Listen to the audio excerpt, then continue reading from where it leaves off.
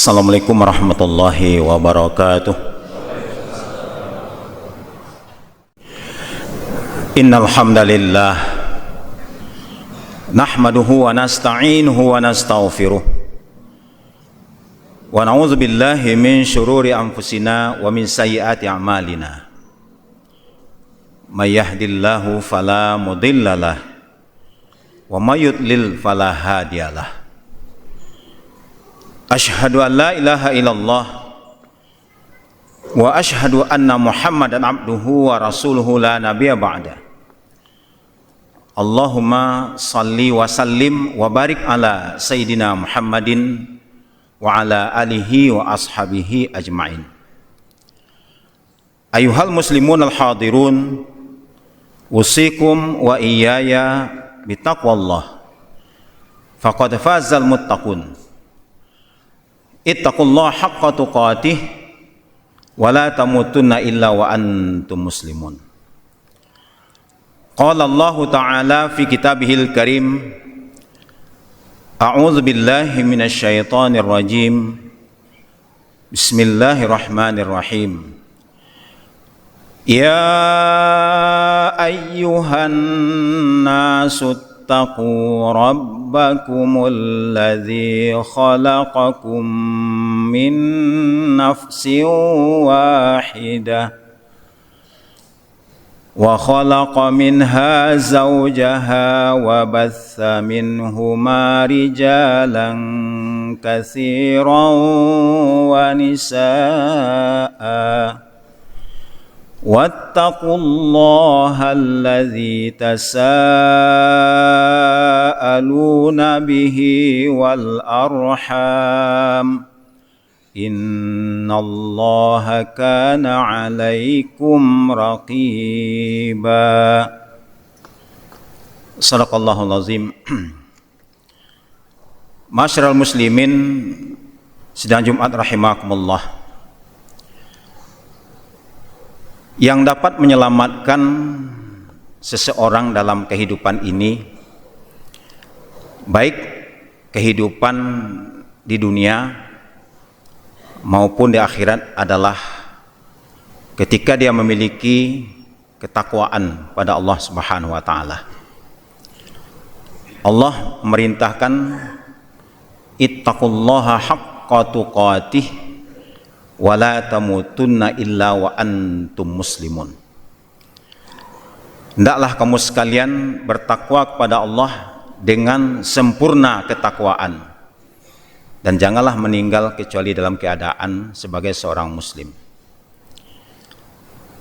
Masyarul muslimin rahimakumullah, ada seorang ulama, nama beliau adalah Syekh Muhammad Jamil Jahu.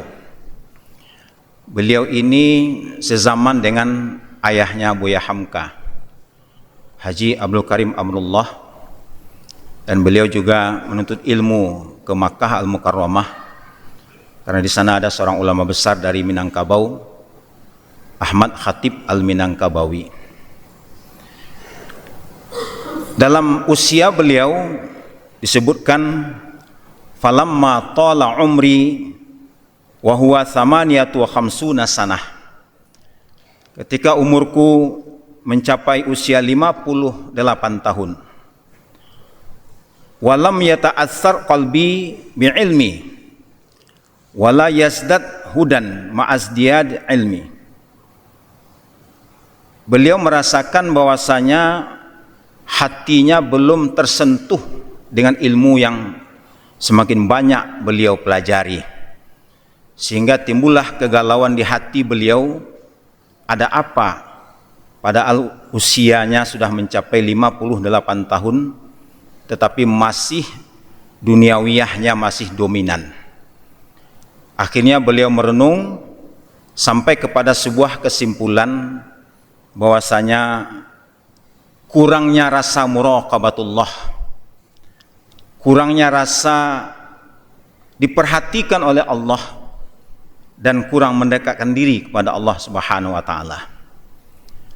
Maka di dalam surah An-Nisa ayat pertama yang dibacakan, Dua kali Allah Subhanahu wa taala memanggil, menyeru agar kita menjadi hamba Allah yang muttaqin. Ya ayyuhan nasu taqu rabbakum, adalah kalian bertakwa kepada Allah, wattaqullah, bertakwalah kepada Allah. Lalu kemudian di ujung ayat ini, innallaha kana alaikum raqibah, sungguhnya Allah adalah atas kamu sekalian raqibah. Kata-kata raqibah ini maknanya adalah memperhatikan segala apapun yang dilakukan oleh hamba-hamba Allah, sehingga tidak satu pun yang tersembunyi di hadapan Allah Subhanahu wa taala. Karena Allah itu memiliki sifat alimul ghaibi wasyahadah, mengetahui perkara-perkara yang gaib maupun perkara-perkara yang nyata. Oleh karena itu beliau berusaha untuk menyimpulkan sampai kepada sebuah kesimpulan dalam rangka untuk meraih ketakwaan kepada Allah, sehingga timbullah rasa harap dan juga rasa takut yang dikenal dengan istilah khauf dan roja. Adanya takut terhadap azab Allah dan juga ada harapan, keinginan berjumpa dengan Allah Subhanahu wa taala. Ma'asyiral muslimin rahimakumullah. Kemudian beliau menyimpulkan ada beberapa upaya yang bisa dilakukan oleh seseorang dalam rangka untuk meningkatkan rasa muraqabatullah. Yang pertama adalah tafakkur fi bad'il khalqi, merenungkan bagaimana proses penciptaan dirinya, bahwasanya kita ini diciptakan oleh Allah Subhanahu wa taala mimma immahin, dari air yang hina, dan diciptakan dalam keadaan lemah, tidak berdaya, sehingga diberikan oleh Allah daya dan upaya dalam kehidupan kita. Maka ketika seseorang itu merasakan bahwasanya dirinya adalah lemah, lalu diberikan daya oleh Allah Subhanahu wa taala, dan daya itu pun nanti akan diambil, dicabut oleh Allah Subhanahu wa taala sampai tidak berdaya sama sekali, yang kita kenal dengan disebut dengan kematian. Ma'asyiral muslimin rahimakumullah. Di dalam Al-Quran pun kita diperintahkan oleh Allah Subhanahu wa taala, falyanzuril insanu mimma khuliq, khuliqa mimma indafiq, yakhruju min baini sulbi wat taraib. Jadi ini adalah perintah agar seseorang itu memperhatikan dari apa dia diciptakan. Bahkan makanan pun yang kita makan pun juga harus diperhatikan, karena disitulah kita nanti akan dapat merasakan keagungan dan kebesaran Allah Subhanahu wa taala. Ini langkah pertama, kata beliau. Kemudian yang kedua adalah zikrullah zikran katsira, yaitu mengingat Allah dengan mengingat yang banyak, bukan hanya sekali-sekali, kadang-kadang, tetapi bagaimana kita menyebut nama Allah itu sebanyak mungkin. Karena di antara ada penyesalan nanti di hari akhirat kelak, walaupun seseorang itu akan dimasukkan ke dalam surganya Allah Subhanahu wa taala, tetapi masih ada sedikit rasa penyesalan. Kenapa waktu-waktu dahulu, sewaktu di dunia, tidak digunakan untuk banyak menyebut nama Allah? Karena berzikir menyebut nama Allah ini selain nilainya akan semakin takarub, mendekatkan diri kepada Allah, tetapi kita juga akan mendapatkan mahabbatullah, kecintaan Allah kepada hambanya. Dan kemudian merasakan ketenangan, karena Allah mengatakan ana ma'a abdi iza zakaroni, aku bersama dengan hambaku ketika dia ingat kepadaku. Maka disinilah kenapa ala bizikrillahi tatmainnul qulub, ketahuilah dengan menyebut nama Allah hatimu akan menjadi tentram, karena yang memberikan ketentraman itu adalah Allah Subhanahu wa taala. Ma'asyiral muslimin rahimakumullah, kemanapun kita mencari kebahagiaan, mencarikan ketenangan hati, tidak akan kita dapatkan kecuali hanya kalau diberikan oleh Allah Subhanahu wa taala. Maka Allah mengatakan wa anzalas sakinata fi qulubil mu'minin, Allah lah yang memberikan ketenangan di hatinya orang-orang yang beriman. Kemudian yang ketiga adalah melakukan muhasabatun nafs. Allah Subhanahu wa taala dalam Al-Qur'an mengatakan, ya ayyuhalladzina amanu taqullaha wal tanzur nafsum ma qaddamat lighad wa taqullaha innallaha khabirum bima ta'malun. Wahai orang-orang yang beriman, hendaklah masing-masing diri, nafsun, secara personal, secara pribadi, kita memperhatikan sejauh mana persiapan kita menghadapi hari esok, Yang dimaksud dengan hari esok itu adalah hari akhirat. Karena bagi orang-orang yang beriman itu dunia ini bukanlah tujuan. Dunia ini bagi orang-orang beriman hanyalah sarana, wasilah untuk mendapatkan kebahagiaan yang hakiki di hari akhirat kelak. Maka Rasulullah sering memberikan ilustrasi mengingatkan bahwasanya kehidupan di dunia ini hanyalah bagaikan seseorang yang melintasi jalan, yang dimana dia akan tinggalkan tempat di mana dia tadi berangkat, atau diibaratkan seperti musafir yang sejenak beristirahat di sebuah tempat untuk beristirahat, untuk makan dan minum, kemudian melanjutkan perjalanannya. Begitulah hakikatnya kehidupan kita di dunia ini. Sehingga ketika ada orang yang orientasi hidupnya adalah dunia semata, maka inilah orang-orang yang nanti akan merugi di akhirat kelak.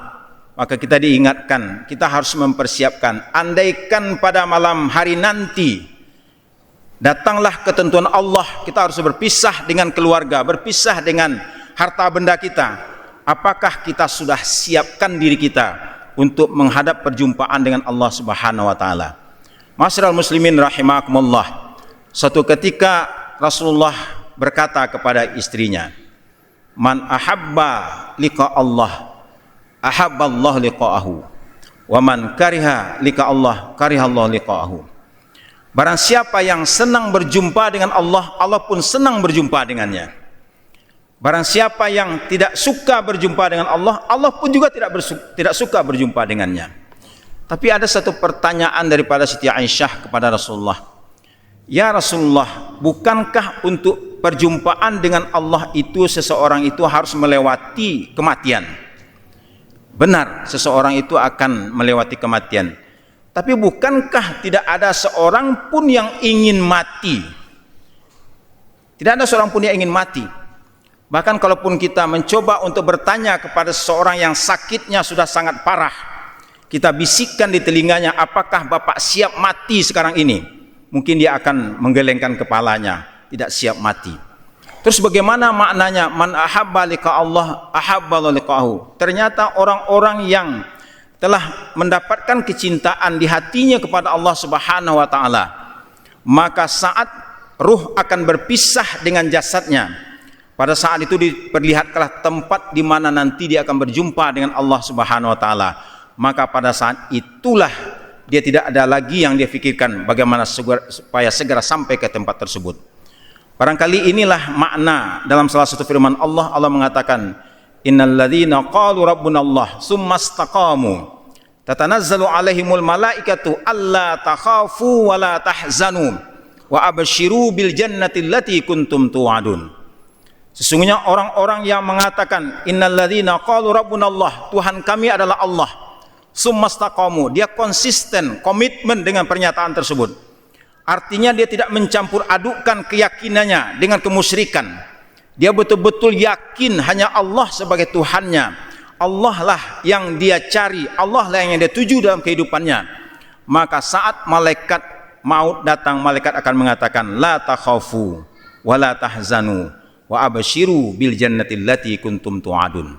Ada kata-kata wa absyiru bil jannati allati kuntum tu'adun, yang kalau kita terjemahkan, bergembiralah kamu dengan apa yang telah dijanjikan oleh Allah. Artinya diperlihatkan surga yang akan dia temui nanti ketika perjumpaan dengan Allah Subhanahu wa taala.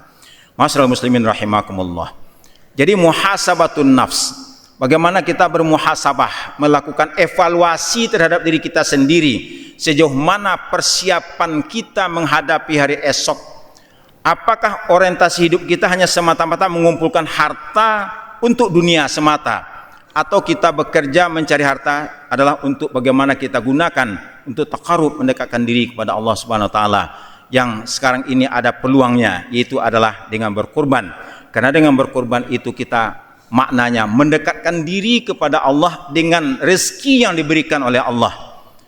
Oleh karena itu jangan sampai ada orang-orang yang diberikan rezeki berlebih oleh Allah dari kebutuhannya dan memiliki kemampuan untuk berkurban, lalu dia tidak berkurban, maka itu akan mendatangkan penyesalan nanti dari akhirat kelak, karena ternyata harta itu tidak memberikan sesuatu nilai dalam kehidupannya.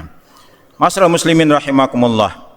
Kemudian yang berikutnya adalah bagaimana seorang itu mujanabatul amrun nafsi, menjauhkan diri daripada perintahnya nafsu. Di dalam Al-Quran dikatakan inna nafsala ammaratum bisu. Hawa nafsu itu selalu mendorong seseorang untuk melakukan perbuatan-perbuatan jahat, perbuatan-perbuatan buruk. Ketika seseorang itu dikuasai oleh hawa nafsu untuk mendapatkan makanan dan minuman, terkadang dia tidak lagi mempertimbangkan kehalalan makan dan minumannya karena dikuasai oleh hawa nafsu. Ketika seseorang dikuasai oleh hawa nafsu untuk mendapatkan harta, maka dia tidak lagi akan mempertimbangkan apakah harta yang dia dapatkan itu halal atau haram. Yang penting terpenuhi keinginan hawa nafsunya. Begitu juga sebaliknya, ketika ada orang yang ingin dikuasai oleh nafsu untuk kekuasaan, maka dia akan menggunakan segala macam cara untuk mendapatkan kekuasaan itu tanpa mempertimbangkan apakah cara-caranya itu cara yang benar ataupun tidak benar. Ini adalah bahayanya hawa nafsu. Makanya seseorang itu berusaha bagaimana mengendalikan hawa nafsu. Salah satu ibadah yang telah kita laksanakan yaitu adalah ibadah saum selama Ramadan. Harapannya adalah bagaimana kita mampu untuk mengendalikan hawa nafsu kita. Dan kemudian yang berikutnya, yang terakhir adalah bertaubat. Ma'asyiral muslimin rahimakumullah, sekalipun kita ini orang-orang beriman, Allah seru untuk bertaubat kepada Allah. Ya ayyuhalladzina amanu tubu ilallahi taubatan nasuha. Asarabukum ayukaffiru ankum sayyi'atikum wa yudkhilakum jannatin tajri min tahtihal anhar. Kenapa kita diperintahkan oleh Allah untuk bertaubat?